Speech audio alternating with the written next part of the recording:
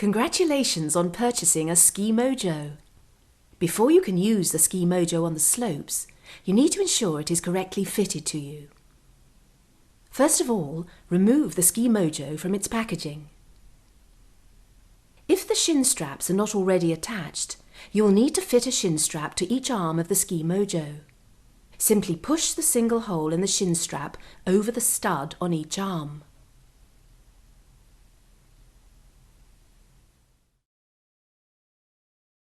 You next need to establish a fitting point on your ski boot for the boot spur.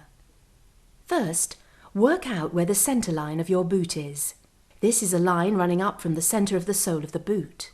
The ideal fitting point is anywhere close to the top of the boot, between 2 and 4 centimetres from this centre line.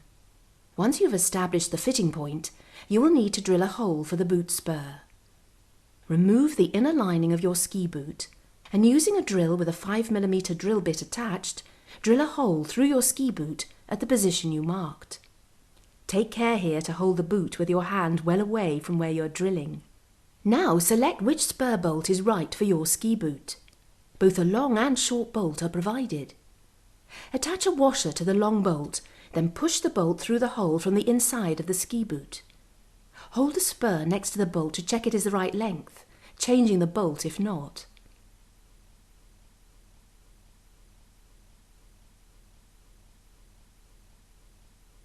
Finally, attach another washer to the thread of the bolt before attaching the boot spur. After you have screwed on the boot spur, tighten it using a screwdriver on the bolt head and a spanner on the boot spur.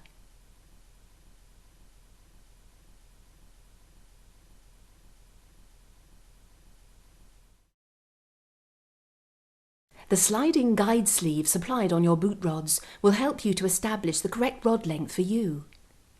Standing with your ski boots on, bend your knees to approximately 90 degrees.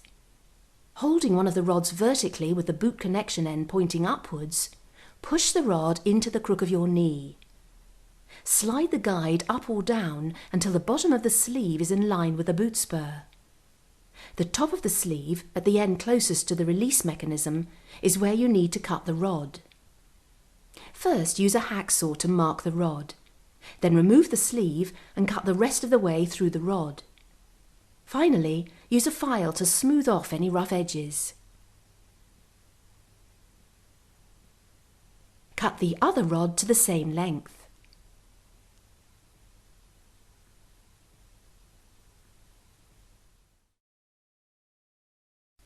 First, attach each rod to a ski boot by pulling back the retaining cover, then push the hole over the boot spur and release the cover.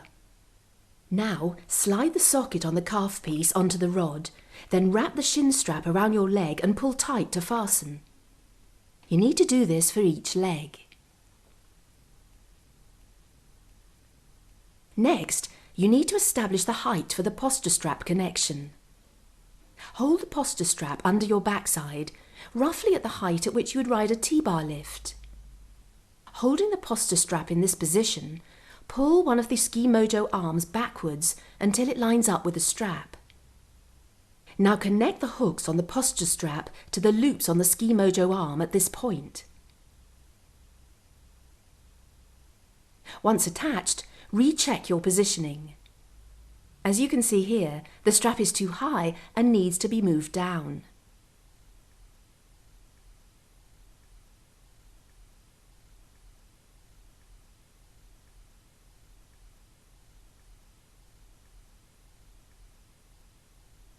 Once you're happy with the positioning of the posture strap, push the Ski Mojo arm backwards to allow you enough slack to be able to fit the other arm. This should be attached at the same height. Now even up the arms of the Ski Mojo, so that each arm is positioned roughly where the seam of a pair of trousers would be. If you find the arms sit too far forwards or back, then you'll need to shorten or lengthen the posture strap.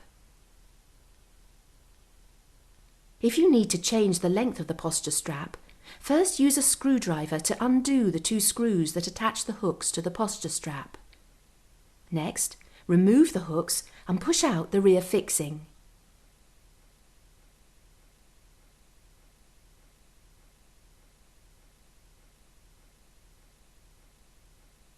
Reposition the rear fixing, then reattach the hooks. Depending on how much adjustment is needed, you may only need to do this at one end of the posture strap.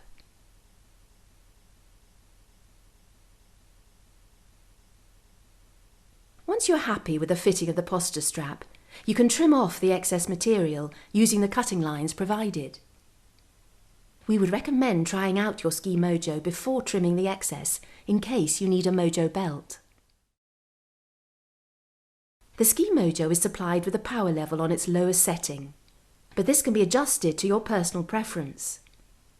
To adjust the power level, pull back the spring cover, then use the small tool supplied with your Ski Mojo to tighten the pre-tensioning spring. There are 15 1/3 turns that can be made. The information supplied with your Ski Mojo shows guide power levels based on weight and how many turns of the spring each level equates to. Remember, you must adjust both springs to the same tension. Once you have fitted your Ski Mojo, all you need to do to use it is turn on the power using the switch at the top. Remember, your legs must be straight to be able to engage or disengage the switches. Your Ski Mojo is now ready to be worn on the slopes.